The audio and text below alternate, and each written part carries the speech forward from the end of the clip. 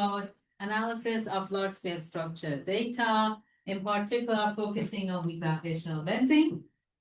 And although I'm saying from KiDS to DESC, the main part of the talk is going to be about KiDS, or the kilodegree survey, and the analysis of its final data. And I will have like an honorary mention of Rubin LSST DESC results. Quite a lot of acronyms. Okay, so this image you can see here is showing, you can see two stripes here. One is in the southern hemisphere. The other one that's coming up is in the northern hemisphere. And this is showing the footprint and the mass map from the final data from KiDS. And you can see that both of these bands avoid the galactic plane as shown in dark here. Okay, so with this slide, I want to quickly go through what is cosmic shear, because that's the main thing I'm going to talk about. So if you have galaxies in the background, like these ones here, and their light passes by massive structures, the path is going to be distorted. So when you observe these galaxies, their images are going to be also distorted. Now, if these galaxies, their light passes by similar structures, they will be similarly distorted, creating a correlation between their images. And that correlation is what we measure as our main cosmic shear signal. Now, the cosmic shear signal that we measure depends on the amount of structures between us and the source galaxies. So the more structures, the higher the signal. There are two ways to make the signal higher. One is by keeping the sources where they are, but increasing structure growth somehow. And then second way to do it is to move these galaxies further back, so they have to go through more structures, and then get a higher signal. So because of these, there are two things that we always need to get from the data to be able to do this analysis. One is the shapes of the galaxies to get the correlations. And then the second one is the distance to these source galaxies. And for that, we use redshift. Okay, now that you have like an overall view of how cosmic shear works, let's look at how a cosmic shear pipeline works in practice, but also quite a cartoon way of it. So first of all, the correlation between shapes of two galaxies is very small compared to the noise that comes from the intrinsic shape of the galaxies, which means that we have to do this statistically. So we need millions and millions of galaxies. That's why we need something like Euclid, for example. So we need high resolution deep images, and we also need to take the images in multiple bands to get the colors of the objects in our catalog. And once we have these, we can make our object catalog and then separate galaxies from stars. We use the colors for that as well. And then once we have that, we can measure the shapes of the galaxies and also have an estimate of the redshifts of the galaxies using the colors. Now, when we do this, we find that both of these two components are biased, which means that both of them need to be calibrated. And the calibration is usually something that is multiple stages, using, say, data where you have better statistics for example, spectroscopic data for galaxy redshifts. And then another step is to use simulated data where you know what the answer is, and then apply your methods and then correct any biases like that. So now that you have galaxy redshifts, you can divide your redshifts, your galaxies into redshift bins, and to do tomography. And with that, you can get some information about the evolution of structures. And then you get your signal by correlating the shapes of the galaxies. Okay, now to analyze the signal, we need to have a model. You can choose whatever cosmological model that you prefer. Normally, we start with the flat lambda CDM. But we need to be able to model the structure distribution, in particular 2-point statistics, like power spectra, because normally when we talk about cosmic shear, it's at the 2-point level. And for that, you can use more analytical models, like Halo model, or you can use simulations, or a combination of both of them. Once you have this, you take as an input the galaxy redshift, so you know what's the distribution of galaxies, and then you can create a signal that's similar to what you're observing. And you also use that to get the errors on your signal or the covariance matrix. But before you can compare this signal with the one that you have actually measured, you have to include some nuisance effects. There are two groups of nuisance effects. One is things to do with the calibration, like you have some uncertainty on your calibration parameters, you have to include that in your modeling. Or it could be things like astrophysics, which more recently, more cosmologists that are starting not to see them as pure nuisance, but we still put them in the nuisance effects. So for recleansing, that is intrinsic alignments of galaxies and baryon feedback. Now that you have all of these components, you can compare your signal and model signal in a likelihood analysis and then draw your inference. And also don't forget about blinding your data. This is very important because at each step of this pipeline, there are loads of things that you can choose, you can fine tune, and you don't want to make these choices based on your final result because maybe you want to get agreement or disagreement with certain previous analysis. And this is what we have been doing consistently within the KiDS collaboration since its first analysis. Okay, a little bit about KiDS. KiDS is a recleansing specific survey. Its telescope is in Chile in parallel, and because it's a recleansing specific survey, the best observing times were reserved for it. So we have a good seeing, which means we can get good shapes. And then it has a sister survey called Viking, which provides extra photometric bands. So together they have 9 photometric bands, which means we can get good estimates of the photometric redshift. And in total, it's 1,350 square degrees or so, which is a 35% increase compared to our previous data, KiDS 1000. But we have managed to almost double the number of galaxies that we can use for our analysis, even though the area is not doubled. So we'll get into that, why that is in a little bit. So the results that I'm going to talk about today are based on these 5 papers. The first one is showing the main cosmic shear constraints. Then we have the consistency within the data and joint constraints with external data. And then we have a redshift calibration paper, a data release paper, and covariance paper, and more to come soon. We gave a cosmology talk when these first 3 papers were released, and you can find that on YouTube. So in this talk, you can think of it a bit like a complementary talk to that one. So there'll be some repetition, but I'll try to focus on things that we didn't talk about as much in that one. So you can go and watch that later. Okay, so the main difference between KiDS 1000 and KiDS Legacy was the redshifts. In KiDS 1000, we went to redshift of 1.2, and we had 5 redshift bins, while in KiDS Legacy, we have 6 redshift bins, and we go up to redshift of 2. So we have added 1 redshift bin. Although what you need to remember is when you're comparing these two together, the binning that we do in KiDS Legacy is different to KiDS 1000. So you can't compare the first bin here with the one that was in KiDS 1000. Now what this plot is showing is the 6 bins that we have.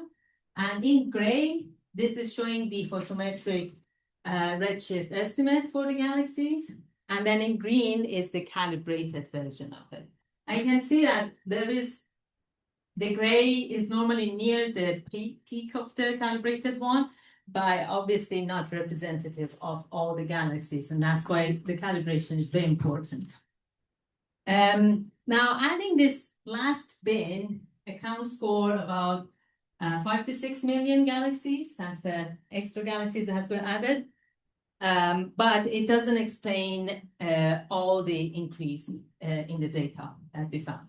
And the rest of it is because of the way we do we change the redshift calibration methodology and also the spectroscopic sample that was used for it. Okay, so how does redshift calibration actually work? So the way it works is that you have, you get some colors from your data. In our case, it's 9+1 colors. So that's your source sample. Then you run some code like BPZ on it, and it gives you a redshift estimate for each galaxy. Then you want to calibrate it, and you do that in 2 steps. The first step is that you get spectra for a subset of these galaxies from like external places usually. And that's called the calibration sample. And then you use some method to compare and match the colors of the spectroscopic sample to the colors of the rest of the source sample. So the method that we use, and I think there was a figure here, but it's missing now, is called SUM, for self-organizing maps.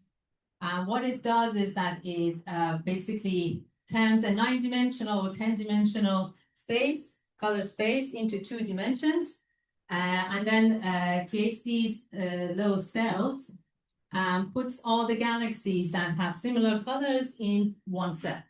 So then you can populate this SUM map, which has all the little cells, with the source sample and with the calibration sample. And then you can say, okay, in one cell in my calibration sample, I have galaxies that are at redshift 1. So I'm going to assign redshift 1 to this cell for all the source galaxies. And you do that for all the cells, and then you can get the redshift distribution. And that's how we get those green curves that you saw here. Then we do another step where we use simulations, where we know what the truth is. And we ask ourselves, okay, if we do the same method on the simulations, do we actually recover the truth? And the answer is that almost we get very close to the truth, but there is still like a little bit of a bias and some error on that bias. And we include that in the analysis as well. Okay, that's a picture. Okay, so this is showing a SUM map, for example. You can see the cells, they have different colors, showing like different redshifts or something here. Okay, so for KiDS 1000, this was the calibration sample we had. So each of these wedges you see here from a deep survey, and they show the long axis shows the redshift axis, and then the short axis shows the angular axis. Now, if I switch this to KiDS Legacy, that's the green ones. And you can see that we have increased the number of spectra that we have by almost 3-fold. So we have a more representative sample. We should have a more representative sample for our galaxies. And this means that we can keep more galaxies from our source sample. Because what happens is, say, imagine in one of your SUM cells, you have source galaxies, but there are no spectroscopic galaxies that also reside in that cell. What do you do? So what we do in KiDS is we remove that cell from our source sample. So that's effectively removing some of your galaxies. But because we have more spectra, there are fewer cells like that that have to be removed. Aside from this, there are some methodological choices actually that we did, which also changed the number density of galaxies. Okay, so now to the results. We have the mandatory cosmic banana that shows the degeneracy between the clustering parameter and matter density parameter that is characteristic of cosmic shear data. So the 2 longer contours are from KiDS Legacy. We analyze the data with 3 sets of 2-point statistics, but our fiducial results come from Kusabi's. So that's in orange. And then the band power is like another method just for comparison. And then on top of that, you can see the Planck Legacy red contour. So that's a small contour that's on top of all of them. And I guess the main takeaway from this is that the tension is gone.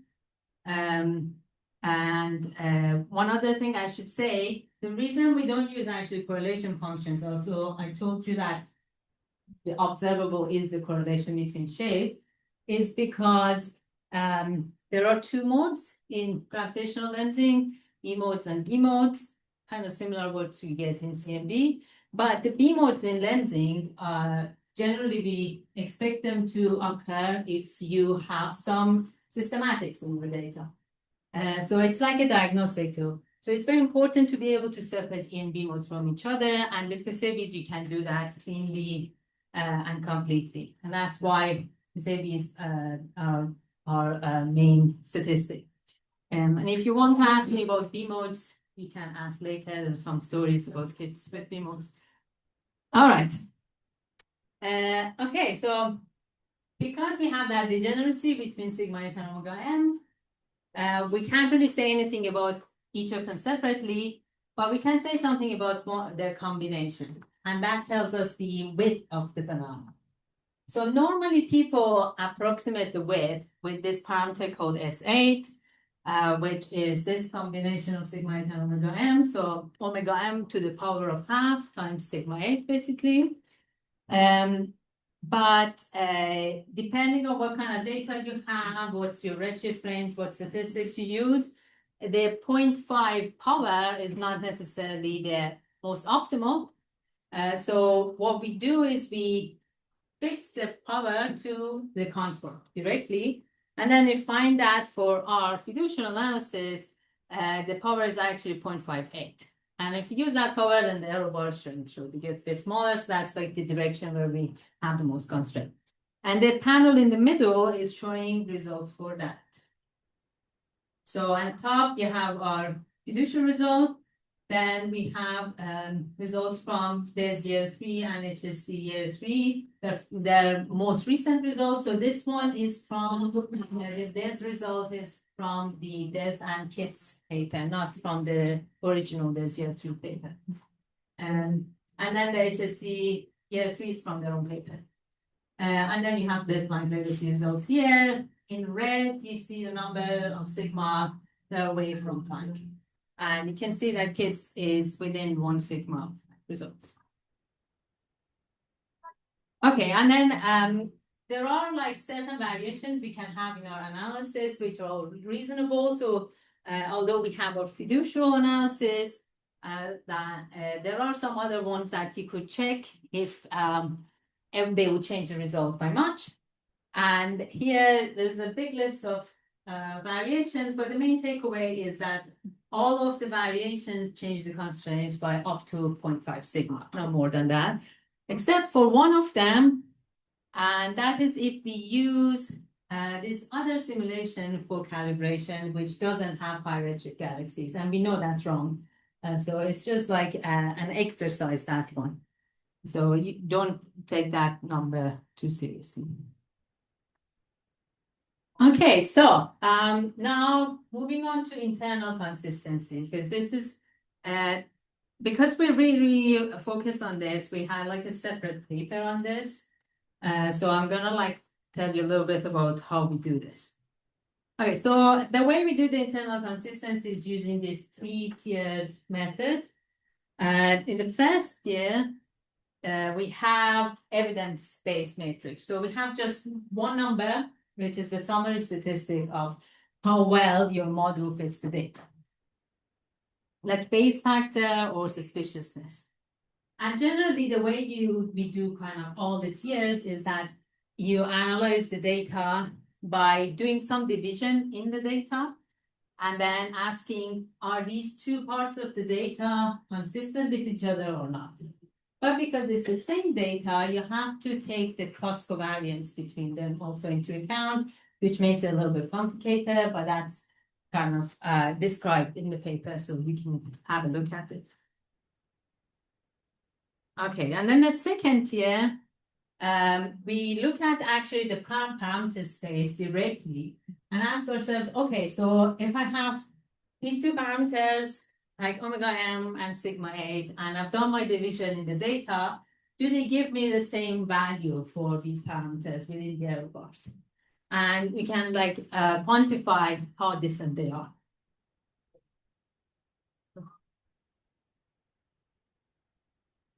And then the third one, oops, sorry.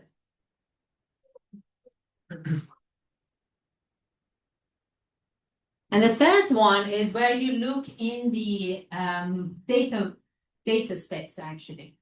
So you look and see does the data, like the prediction from one part of the data, give me positive predictive distributions that are similar to the other part. So that's kind of like what is shown here. Like this part here is say your data. This is a prediction from another part of your data. And then you ask, are these consistent or not? So when we do all these 3 tiers of analysis, for kids' data, we find that everything is consistent. So this is showing an example, like for example, if you divide things based on redshift bin, like remove one of the redshift bins and then do the analysis, and then do the analysis with the other part, and do a joint analysis with both of them, but giving each of them different parameters, do they match? Or like you can say, okay, I'm going to just look at the autocorrelation of bins versus cross-correlation of bins. Are they consistent? Or I can look at like smaller scales and larger scales. Are they consistent? And this n sigma here you see is like showing how consistent they are, and you can see all of them were pretty small. And then we can also divide things on the catalog level, like say, okay, we have 2 bands in kids. If we analyze these separately, do we get the same result? And we can also divide things based on the type of galaxy. And that becomes interesting because we expect blue galaxies not to have intrinsic alignments, which was one of our nuisance effects, while red galaxies should have intrinsic alignment. Yeah, and this is kind of like summarizing some of the consistency results here. So I'm going to skip that and go to combination with external data. So here we have the cosmic shear banana, and then if we add DESC or EBOS and Pantheon, what it does is that it breaks the degeneracy between sigma 8 and omega m by constraining omega m mainly. And then you get these like yellow or blue contours here, and the green one is for Planck. So if you actually just interested in the width of the banana, it doesn't make that much of a difference, but you break the degeneracy between sigma 8 and omega. And this one is showing basically the same thing, but in contours, so you can see it a little bit better, and also a combination between Kids Legacy and DESC Year 3. Which is a new combination in pink. So this is all lensing, basically, the pink one. And you can see that that's smaller errors compared to Planck. Okay, then I just want to advertise the covariance code. It's on GitHub. It's called One Covariance, and it's by kids, for kids and adults. So if you want to measure covariance for coil of large-scale statistics, it's probably included there. And this is just showing an example result. And the last 2 minutes, I'll just quickly talk about Rubin. So Rubin's here. First data was taken this summer. And this one beautiful image from it, which doesn't look as beautiful here as it's here. And instead of like, I can't really show you anything because the analysis hasn't been done, but instead of showing that, I just want to highlight 2 papers that I was involved with, which came out recently. So a lot of preparations has been going through for the analysis of Rubin data. This one, for example, is a paper by Jasmine Jefferson. And here, the analysis is looking at systematics and looking at what is the, how does the Rubin pipeline work on the systematics, and then applying it on real data from previous like stage 3 surveys. And then this is another paper that came out just last week by Yun Hao Zhang. And this is looking at redshift calibration for LSSD, Rubin. And it's part of a series of papers. So there will be another sort of 2 papers coming out which use this methodology. And basically what it does is that it combines simulated data and spectroscopic data and shows that once you do this, you can get more robust calibration for redshifts. Okay, and finally, what am I looking forward to? Instead of giving you a summary, I'll just tell you what I'm looking forward to. So the 2 KiDS extended cosmology papers coming out soon. So watch out for that. And then one thing that I'm mostly working on now, it's the KiDS only combined probe analysis. So that's the 3 times 2 if you know that lingo. But this is using KiDS only data. So it's going to be photometric redshifts for the dense sample, so galaxy clustering as well. And we're going to be using Halo model because we push to very small scales so we can get more information from our data.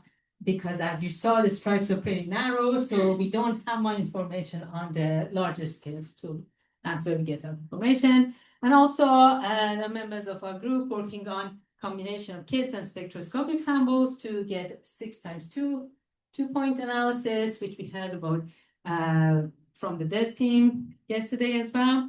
And then there is the KiDS beyond 2-point analysis. I think we'll talk about it in the tomorrow on the math session maybe. And of course, the Ruby analysis, T plus cosmological results. Thank you.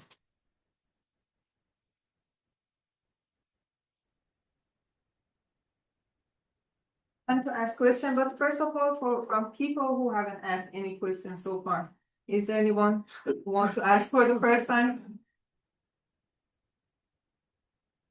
No? Okay. Any question? Good try. Any question? Yes. Thanks for interesting talk, Marika. I have a question. Before your recent analysis of KiDS, there was a paper which compared KiDS, DESC, and Hyperspectral prime. And I concluded that examples of coherence of the spectrum that they are consistent with each other in terms of sigma 8. Now that KiDS has moved sigma 8, what happens? But does it mean there's a Hyperspectral prime analysis that Yeah, that's a good point. So I should have added one more point to the things that I'm excited about seeing, and that is the next results from DESC and HSC. So if you look at this one here from DESC year 3 from the KiDS and DESC paper, this is consistent. It's not that bad. It's like 1.8 sigma, so that's the HSC point. So if they stay in the same place and the robots don't shrink, they're fine. But I'm interested to see how they might move, basically. I don't know, there are probably there's people in the room, they can say when we might get some results. Yeah, there's your 6 is about. Yeah, right. I've been hearing this for the last 6 months. Yeah, I said the conference by the end of the year. I said by the end of the 2025 year. So it's all good. All right. Okay, I think we have time for at least one more question. Sandy.